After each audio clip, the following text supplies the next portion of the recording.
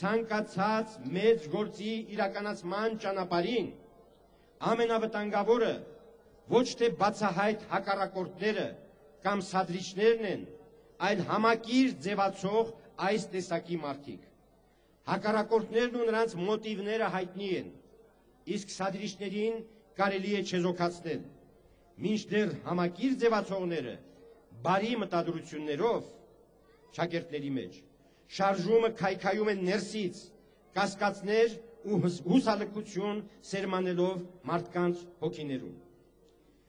Քաղբանտարկյալների ազատ արձակման գնահատականը լիարժեք չի կարող լինել,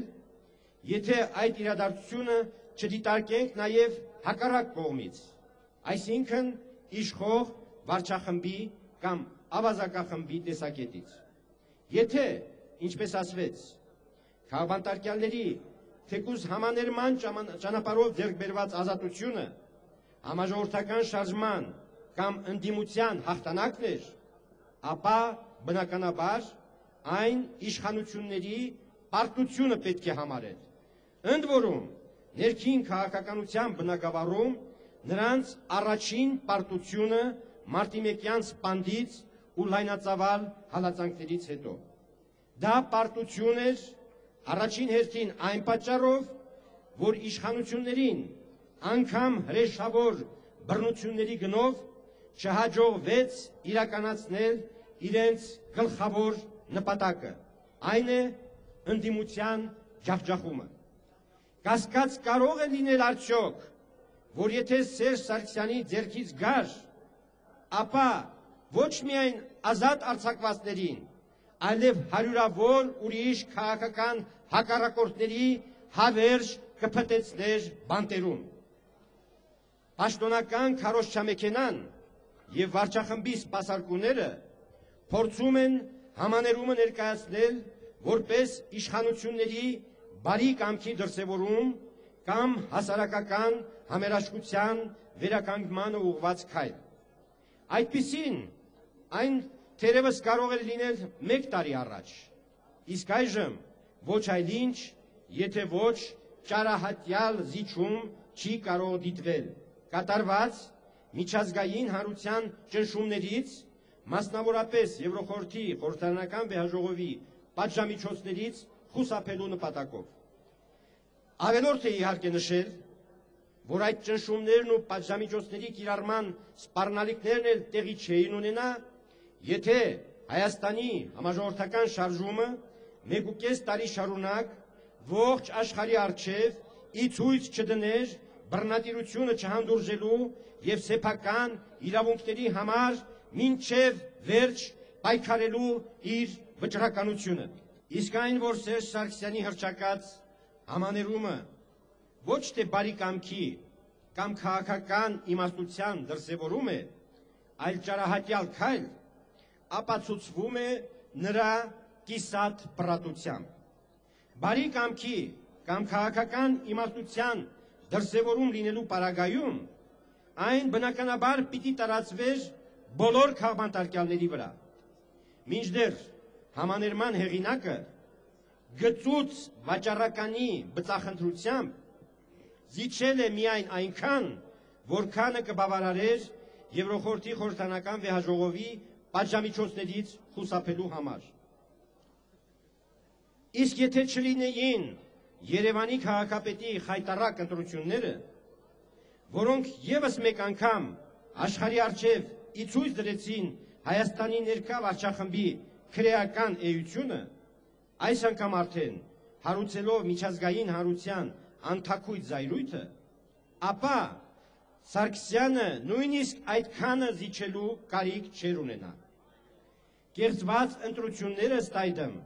որոշ առումով խթանեցին համաներման կիրառումը եւ դրա համեմատաբար լայն ընդգրկումը։ Այս դիտարկումը ի դեպ կողմնակի պատասխան կարող եք համարել ուղղված այն մարդկանց, ովքեր գտնում էին, թե անիմաստ էր կոնգրեսի մասնակցությունը քաղաքապետի ընտրություններին։ Մենք այնքան միամիտ չէինք։ Մենք գիտեինք, այո, որ վարչախմբի կողմից ընտրությունները կեղծվելու էին, բայց մեր մասնակցությամբ խնդիր էինք դրել, որ կեղծիքը բացահայտ ու ճչացող լինի։ Խնդիր, որ Սերժ Սարգսյանը հանճարեղորեն լուծեց այս անգամ արդեն խուժանի ձեռքով։ Եթե չմասնակցեինք, իշխանությունը հարկադրված չէր լինի դիմելու նախադեպը չունեցող այլանդակ կեղծիքների և իցույց դնելու իր ողջ մերկությունը։ Ինչևիցե, հանգամանքների թելադրանքով ներքին քաղաքականության բնագավառում Սարգսյանի կատարած զիջումը դեռևս դժբախտություն չէ։ Դժբախտությունը կգա այն ժամանակ, երբ նա քաղաքական բռնությունների և ընտրությունների կեղծման պատճառով ստիպված կլինի զիջումներ կատարել արտաքին ճակատում, մասնավորապես Ղարաբաղի հարցում։ Գագիկ Բեգլարյանի բռնի գահակալման գինը ևս, ինչպես Հայաստանում կատարվող բոլոր ապօրինությունների պարագայում, վերջին հաշվով վճարելու է Ղարաբաղը։ Իդեպ, Ղարաբաղյան հակամարտության կարգավորման գործընթացում առաջիկայում շատ լուրջ զարգացումներ են սպասվում, որոնք, ուշադիր եղեք, թերևս մեզ ստիպեն ևս մեկ արտահերթ հանրահավաք անելու։ Իշխանության և հասարակության միջև խզում առաջանալու և քաղբանտարկյալների առկայության պարագայում համաներումը սովորաբար կիրառվում է ոչ թե որպես մարդասիրական կամ իրավական, այլ բացառապես քաղաքական ակտ։ Իսկ քաղաքական ակտը ձեռնարկվում է քաղաքական խնդիր լուծելու համար։ Այն է ներքին լարվածության թուլացում, ազգային համերաշխության վերականգնում, երկխոսության դուռ բացելու պատրաստակամություն և այլն։ Երբ համաներումը չի տարածվում բոլոր քաղբանտարկյալների վրա, նշանակում է այդ ակտը չի լուծում քաղաքական խնդիրը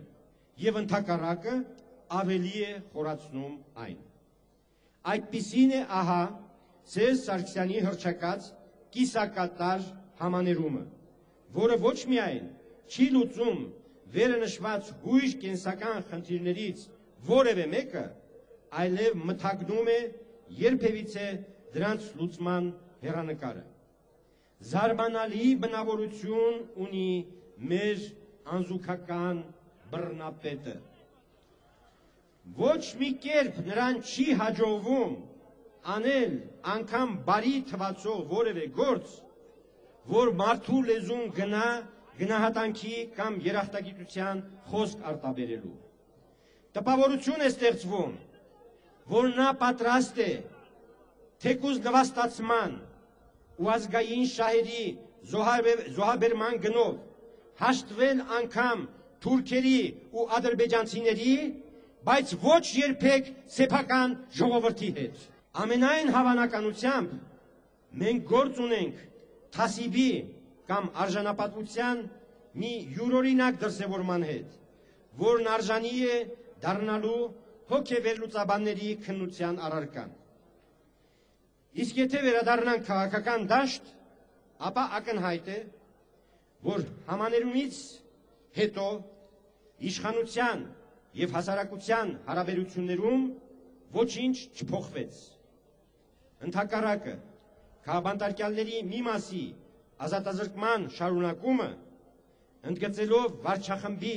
ստորությունն ու սադիզմի աստիճանի հասնող քինախնդրությունը, ավելի խորացրեց նրանց միջև գոյություն ունեցող առանց այդ էլ ահռելի անջրպետը։ Պարզ չէ միթե, որ համաներմամբ ազատ արձակված քաղբանտարկյալները հայտնվելով դեռևս ազատազրկման մեջ գտնվող իրենց ընկերների վիճակի հոգեբանական ճնշման տակ կրկնապատկելու են համաժողովրդական շարժման էներգիան։ Պարզ չէ միթե, որ Հայ ազգային կոնգրեսը համալրված իր ամենափորձառու ու խիզախ գործիչներով ավելի նպատակասլաց կերպով շարունակելու է ոչ միայն մնացյալ քաղաքապետարյանների ազատության,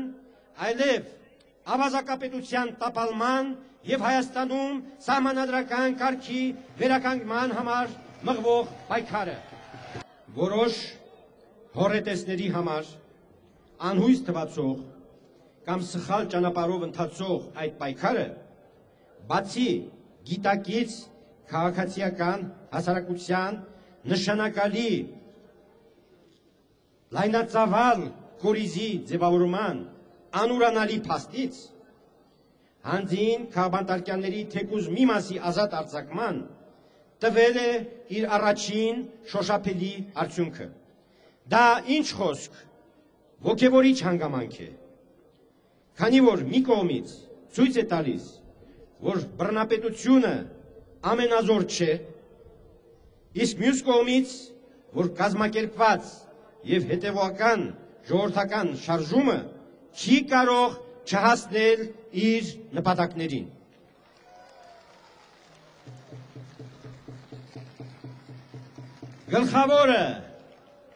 Գլխավորը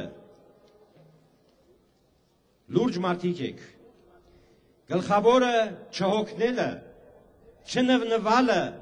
չհուսալքվելն է, մնացյալը ժամանակի խնդիր է։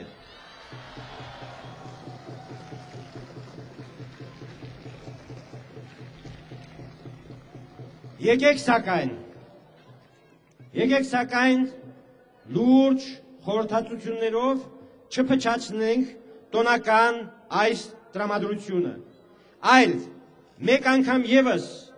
ողջունենք մեր հերոս քաղաքապետարյաններին։